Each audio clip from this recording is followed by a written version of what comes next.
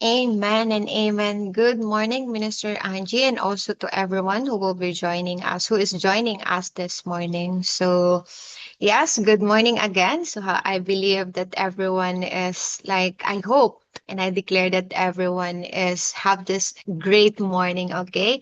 And so before we dig into the word, let us pray muna. So let's pray. Father, in the mighty name of Jesus, Lord, we thank you. We honor you this day, O God. And we acknowledge your presence in this service, oh God, in the mighty name of Jesus, oh God. Lord, we thank you for all the blessings. We thank you, oh God, for allowing us to experience your favor, your mercy, your goodness, oh God, your faithfulness, and also your love for us, oh God, in the mighty name of Jesus, oh God. Lord, I pray that you will open our heart, open our mind, oh God, to receive your word, oh God, a word that is living, oh God, a word that will help us, oh God, to really do the work, oh God, do the work, oh God, that you had given to us, that you have instructed us to do, oh God, in the mighty name of Jesus, oh God. Lord, we surrender and we lift everything to you, oh God, and this we pray in the mighty name of Jesus. Amen and amen. Okay, church, this month of March, we talk about more favor. Amen. And I do believe and I do hope that, our ministers, our pastors for the last, for the whole month of April, we were able to really give you definitions of divine favor based on the Bible, based on what God have given to us. Amen and amen. So again, favor is not a reward of doing some things or doing some rituals. It is not something that you earned, but oftentimes favor is a result of pleasing God. Amen. So pleasing God through our faith, through our obedience, and also having a humble heart. In Hebrews 11:6, it says that, but without faith, it is impossible to please Him. For he who comes to God must believe that He is, and that He is a rewarder of those who diligently seek Him. Okay, so in order for us to really experience or receive divine favor from God, we should continue to please Him through our faith. So, but yeah, this verse talks about, but without faith, it is impossible to please Him. Amen. So, in 1 Samuel 15:22, it also says that, so Samuel said, has the Lord as great delight in burnt offering and sacrifices, and as in obeying the voice of the Lord? Behold, to obey is better than sacrifice. So another thing for us to experience divine favor is through our obedience. Remember, the Bible says that it is better to obey than to sacrifice. There is a blessings when you obey. And lastly, in James 4:6, it talks about, but he gives more grace. Therefore, he says, God resists the proud, but gives grace to the humble. So when we continue to having a humble heart, when we continue to, show kindness to the people around us and being humble to the people around us, God will indeed bless us with, God will indeed allow us to experience divine favor. Amen and amen. So, church, this morning we're going to talk about what divine favor is not. And, by giving the true definition, the definition of divine favor, I believe now we can now really establish kung ano ba talaga yung divine favor compared dun sa favor lang na nare-receive natin sa mga tao or sa men na ginagawa natin ng maganda, right? So, number one on my list is what divine favor is not. It is not earned or deserved. Amen and amen. So, Ephesians 2, verse 8 to 9 says that, for by grace you have been saved through faith, and that not of yourself. It is the gift of God, not of works, lest anyone should boast. So what divine favor is not, it is not earned or it is not or deserved. Remember that divine favor and grace are primarily connected or rooted dun sa principle or doctrine ng salvation. And what is salvation? Salvation is a free gift, right? So you can do anything kasi we only experience or we only receive divine favor because we are serving a just God. We are serving a loving God, a faithful God, a merciful God.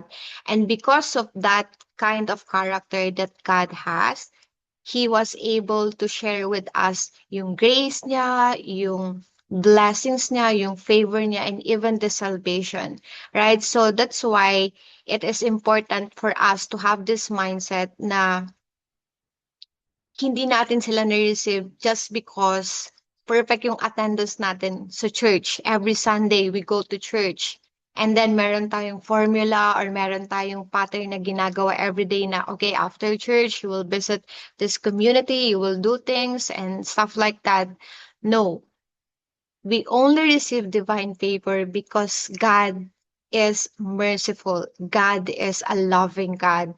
So divine favor is not something like our salary, right? Diba? So we receive salary if we work for like 15 days, like 30 days, and even just if we work like a few hours, diba, marireceive natin yung salary.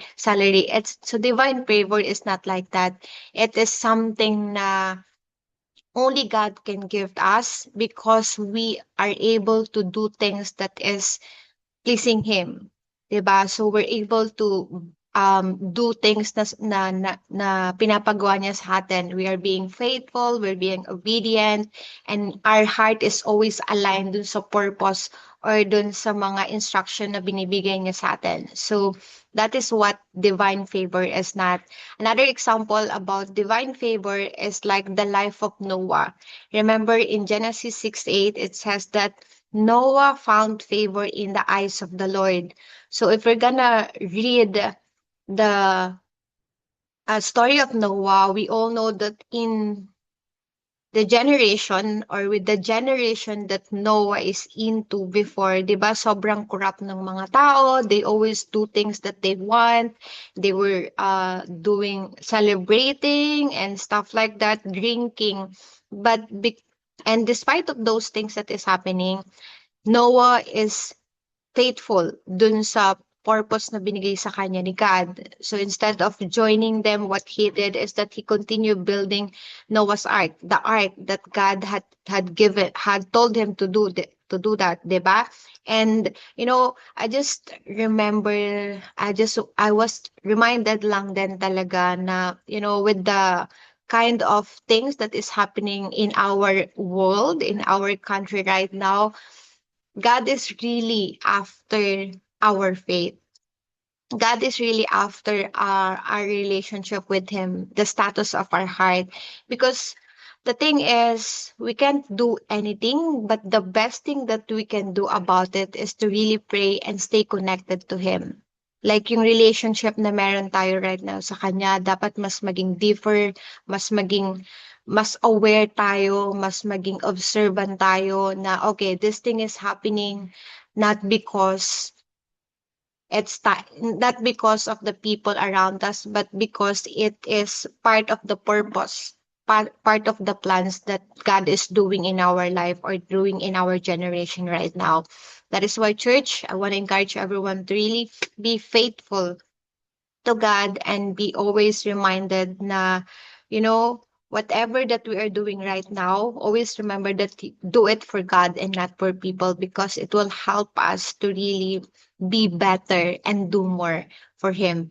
Amen and amen. So next point is that divine favor is not just material wealth. So in Proverbs 15:16, it says that better is a little with the fear of the Lord than great treasure with trouble. So we all know naman that divine favor allow us to open doors or allow us to really receive opportunities na before akala natin hindi natin kaya, akala natin hindi natin able gawin yung mga ganong bagay. But because God is with us, but because God opened that door and called us to do that job or perform that job, we were able to really experience yung blessings na meron siya, right? So in this verse, it talks about or it teach us about that, yung blessings na nare-receive natin because of God's favor in our life is not something that we should be focusing. Or I mean, it's a tool that we can do. It's a tool that will help us to do better and to really help those people around us.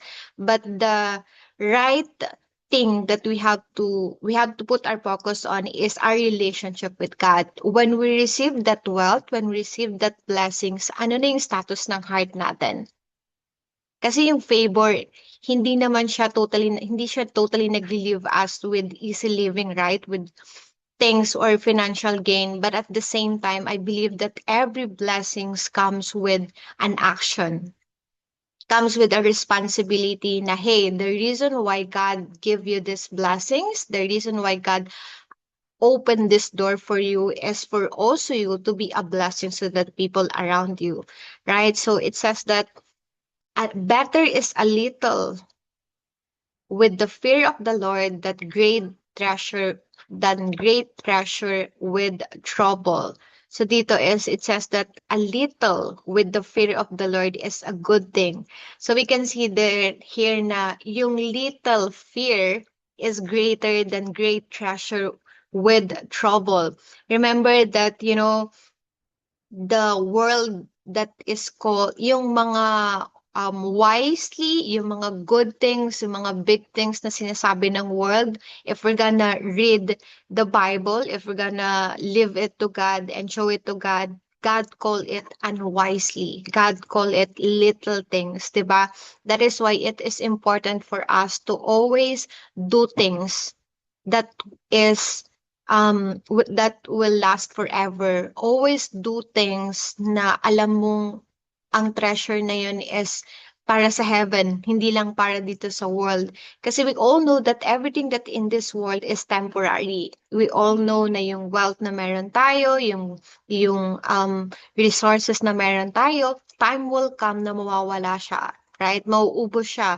But if we do things that is align dun sa blessings ni God para sa atin, surely it will last forever. It will sustain us at the end. That's why, di ba, kaya nga yung mga good things or yung mga treasure in heaven is not something na pwede mong bilhin or it's not something na you can pwede mong bilhin or gamitan ng money. For example, kindness. You don't need money to be kind to people. You don't need things or other things for you to be compassionate and to really have time to people. Just you being having a good management with the time that you have right now, with the resources you have right now, it will help people to also experience favor. And the Bible reminded us that, fear of the Lord is always something that will help us para mas maging connected tayo kay God. Mas malaman natin kung ano ba yung mga gustong ipagawa sa atin ni God, kung ano ba yung purpose na binibigay sa atin ni God. And when we fear God, it also shows us or it also show to Him that we honor Him. Diba? Remember na if you fear God, there are things na before ginagawa mo, but right now, hindi mo na siya ginagawa. Not because it's something na ayaw mo nang gawin, but because you know that this thing is not beneficial to God. This thing will not glorify God. So the respect for God will bless us and it will help us na, alam mo yun, para mas makilala natin siya and yung word na binibigay niya sa atin, yung mga teachings na binibigay niya sa atin, when we read it, when we receive it, and we also apply it, that's also the time that we will experience naman talaga yung blessings ni God. So very important for us to understand that divine favor is not just a ticket for us to have an easy life, okay? To have us a financial gain and stuff like that. But the main thing is that for our relationship with God to be to grow. Na yung relationship natin with the things na meron tayo right now and when the things that God had prepared for us, ano yung status ng relationship natin kay God? Does the blessings, that the resources that you have right now provide you peace or it gives you trouble? Or does it give you true joy or like a happiness that will last lang for like a few days, 'di ba? Kasi yung sinasabi dun na the great treasure with trouble is that eto yung something na you have the resources but also it gives you anxiety, it gives you stress.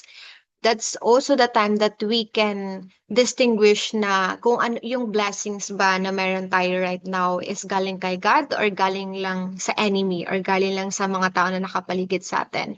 Remember that the Bible says that every good things comes from heaven. So if the good things that you have right now, the blessings that you have right now, the positions or even the resources that you have right now gives you peace, it means that it comes from God.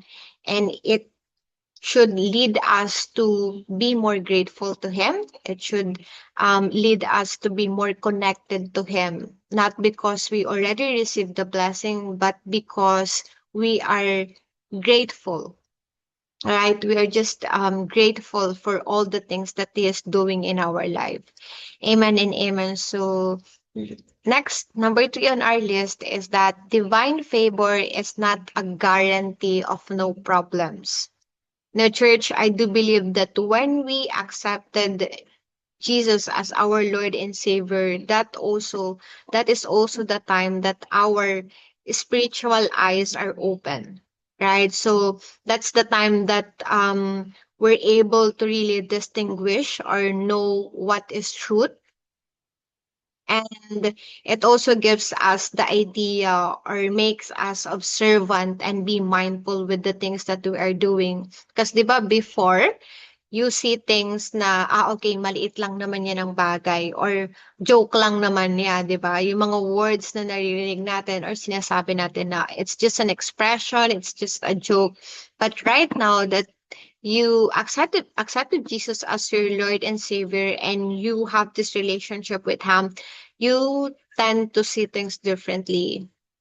Kung before expression lang yan, right now you see things na, okay, there is something in this conversation or in these people that is happening inside of their heart that leads them to say things or do things to the people around them. Remember that the abundance of the heart, the mouth speaks. So, divine favor is not a guarantee na hindi na tayo makaka-experience ng problem. Na lahat na yung magiging life na meron tayo is like smooth lang lagi. Alam mo yun, parang smooth lang yung transaction, smooth lang yung ride. But no, that is not the kind of life that we will have when we accepted Jesus. But the good thing is that even if we have trials, even if we have suffering, we have this assurance that God is always with us. God is always willing to provide for us solutions, support, everything that we need. Right? So in Proverbs 30, verse 5, it says that for his anger is but for a moment, his favor is for life. Weeping may endure for a night, but joy comes in the morning. So, church, this verse is a reminder for us that yes, weeping may endure for a night, struggles, like condemnation or problems will come. But remember, at the end of this verse, it says that, but joy comes in the morning.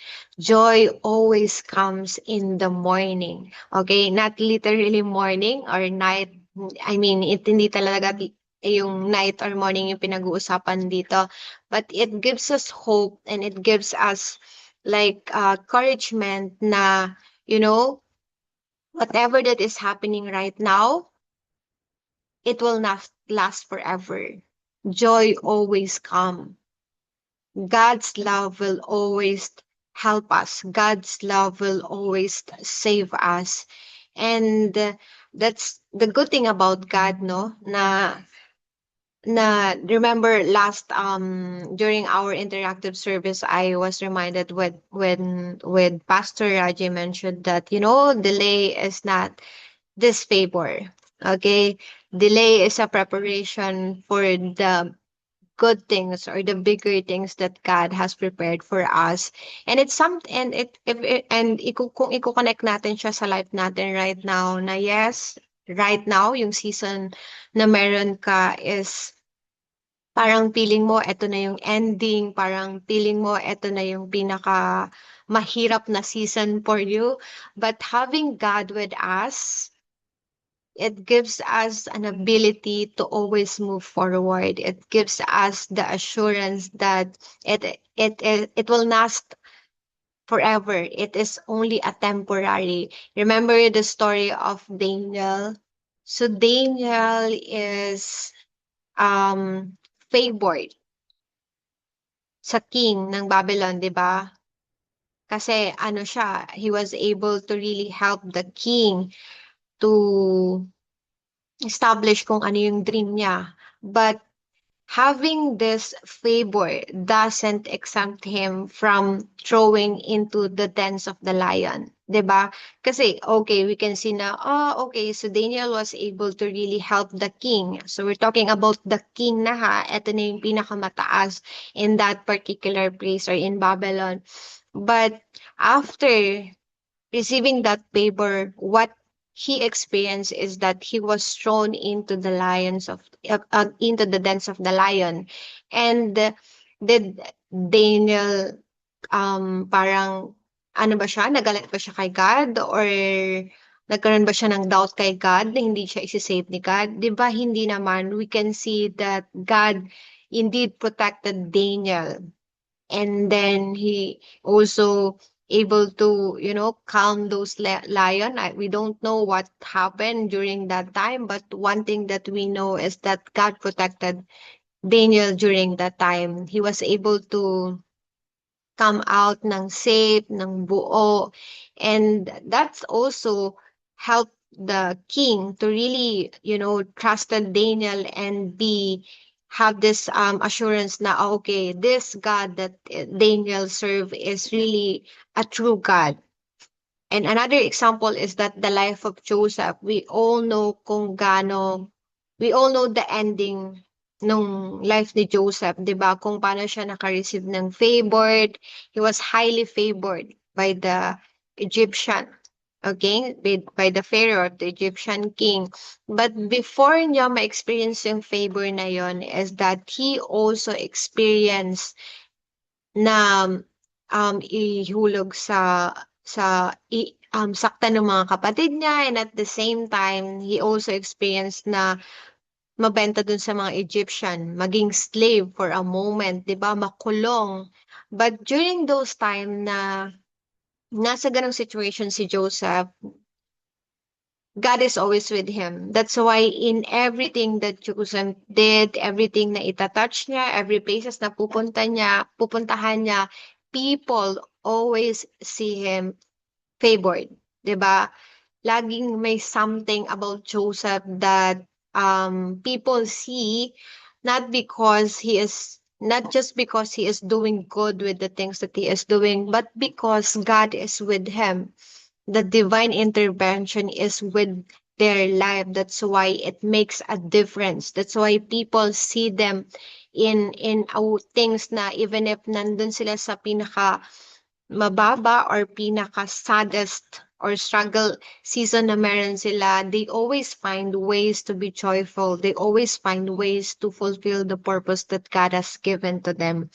So divine favor is not a guarantee of no problems. It does not exempt us from trials, but it provides us support from God. It provides us alignment. It helps us to see kung ano ba yung dapat mong gawin, kung ano ba yung dapat na way na puntahan mo. And it gives us the assurance talaga na si Lord is always available for us. Na yung hands ni Lord is always ready to reach out His people. All you just have to do is to be connected to Him. Always seek Him and ask for His grace and His favor. So last on our list is that divine favor is not luck or a chance. Remember that there's no such thing as coincidence, or there's no such thing as luck when it comes to God. We believe that everything happens for a purpose. It is purposeful, intentional, and God always do things with purpose. Hindi gumagalaw si Lord not because, okay. God doesn't do things out of emotion, or God doesn't do things or bless us just because naging mabait tayo sa mga tao na nakapaligid sa atin. No, God is always intentional with doing things. God is always purposeful. So in Esther 2, verses 15 to 17, it says that now when the turn came for Esther, the daughter of Abihail, the uncle of Mordecai, who had taken her as his daughter to go into the king, she requested nothing but what Haggai, the king's eunuch, the custodian of the woman, advised, and Esther obtained favor in the sight of all who saw her. Amen. So when Esther obtained favor in the sight of all who saw her. So Esther was taken to King Ahasuerus into his royal palace in the 10th month, which is the month of the Tebet, in the 7th year of his reign. The king loved Esther more than all the other women, and she obtained grace and favor in his sight more than all the virgins. So he set the royal crown upon her head and made her queen instead of Vashti. Amen and amen. So just to give you a backstory about the life of Esther is that the reason why the king started looking for a new queen is because Vashti disobeyed the instruction or the request of a king, right? So, and this is the reason why Esther came to the palace, because she is one of those participants who will be like considering, or kasama siya dun sa pagpipilian para maging queen. And I do believe that Esther is part of those women na isi-select the king as a queen because it is also God's intervention. It is God's purpose for Esther to be a queen during that time, no? And I believe that also Esther prepared while waiting for that purpose, 'di ba? While waiting for that time. And we can see na si Esther, what she did is that during the time of selection, during the time na nag-start na, the wise thing that Esther did is that he became obedient when it comes to doing things. He became, like really mindful na, okay, this is the things na ginagawa ng ibang women, but this is what the eunuch or Haggai wants me to do, 'di ba? Kaya during the time na nagpe-prepare si Esther, I believe na before siya makita ng king, she was already established na. Siya na talaga yung magiging king kasi she became wise. Kasi ano siya kasi mayroon talagang divine intervention during that time na nagpe-prepare si Esther. And we can see in the last verse of 15 chapter, verse 15, it says that, and Esther obtained favor in the sight of all who saw her.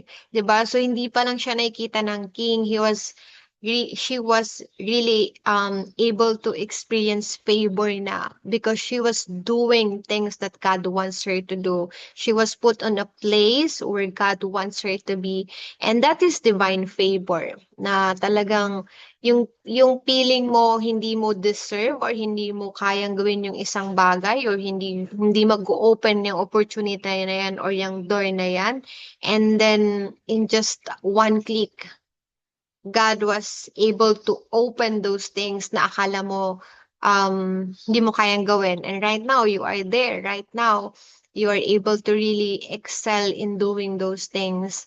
And in this story of Esther, we are reminded that, it highlights that divine favor is like something na Esther was able to experience because she is humbled, she is wise when it comes to approaching and doing things, and that it lead her to, support dun sa pinaka head ng eunuch, which is si Hegai, 'di ba? Because she is expert in doing things or preparing things for the queen. That's why sobrang wise nung naging decision ni Esther to really follow that eunuch, and it leads her to have the position as a queen. And also this verse or this chapter remind us that God is a God who sees beyond our limitations. No, He has divine plan for us, and He elevates the humble. He qualifies the called and use the ordinary things to achieve extraordinary things. And same thing with our life right now. I do believe that there are things that God wants us to do, that the seasons that you are into right now is a preparation for the bigger things, for the good things, the plans that God has for us. So while we're in a season of preparations, be diligent, be obedient, be faithful.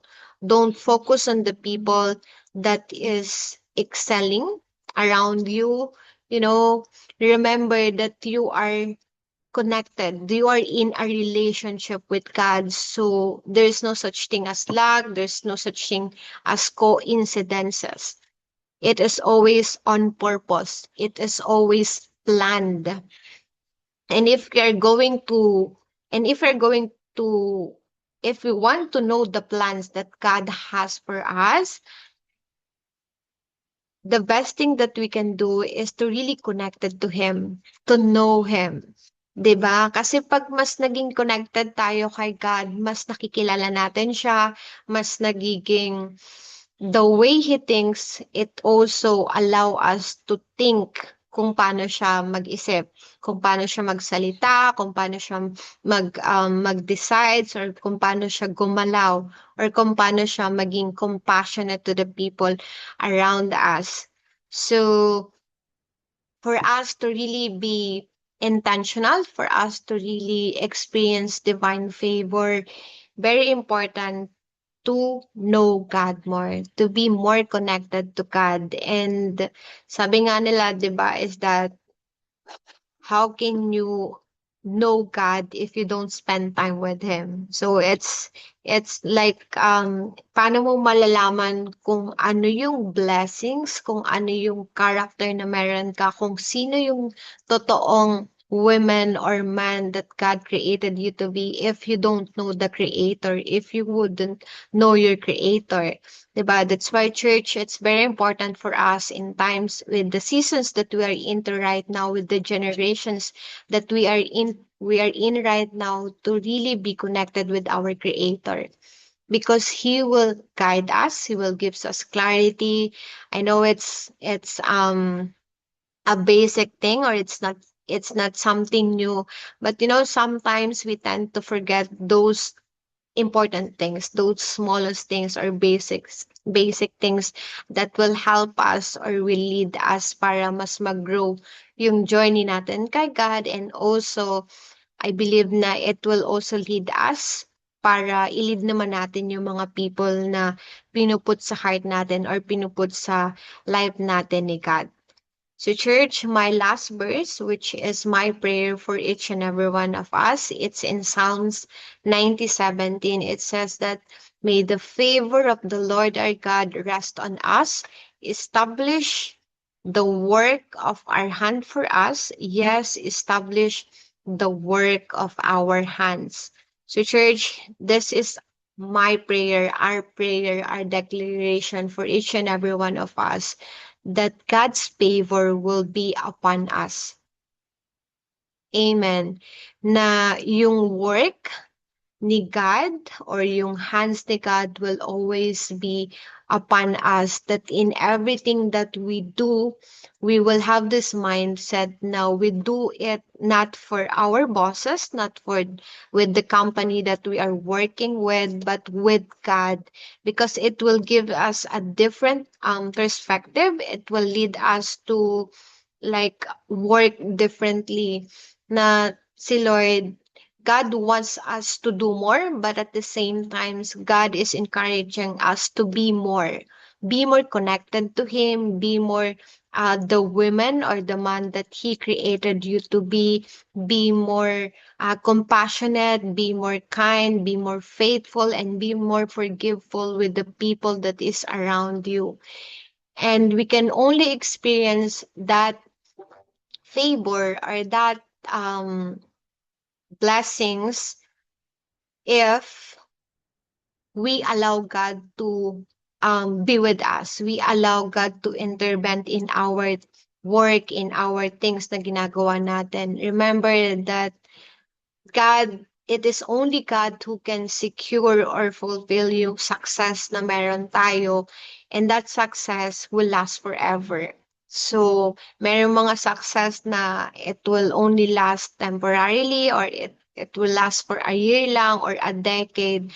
But if we do things, if we work with God, surely yung success na ma-receive natin is like eternal, and it will last forever, and it will lead or help dun sa mga tao na nakapaligid sa atin to know more Christ, 'di ba? Kasi I believe na yun naman yung pinaka-goal natin eh, that in everything that we do, people will see Christ. People will see God in us.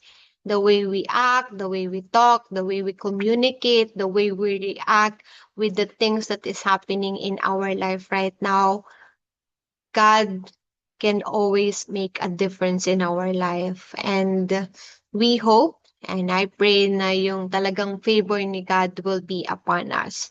So let us pray.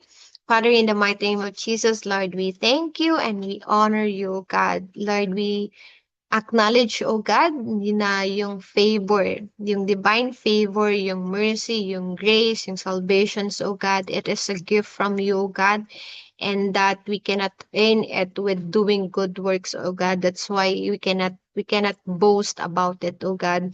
Lord, thank you for giving us that gift, oh God. Thank you for your love, oh God, that is conditional, oh God.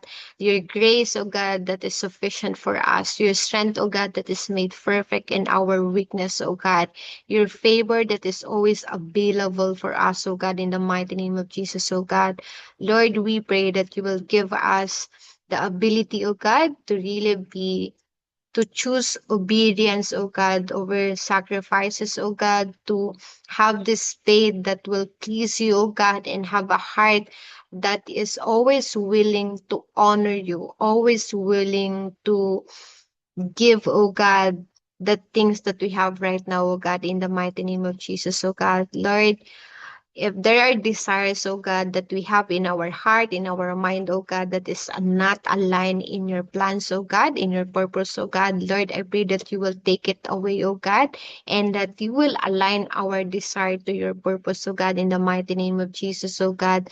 Lord, thank you for not giving up on us, oh God. Thank you because you said in your word that you will never leave us nor forsake us, oh God, that when we seek you, O God, we will find you, O God, that when we knock, O God, doors will be open, O God, That is why, God, we are just thankful and grateful, oh God, for you being a good Father, a faithful Father, oh God, a God who is one with His word, oh God. And Lord, we surrender everything to you, oh God. We pray, oh God, na lahat ng favor or lahat ng worries, oh God, na meron coming in right now. I pray, oh God, that you will give us clarity, that you will give us solutions, oh God, and that it will lead us.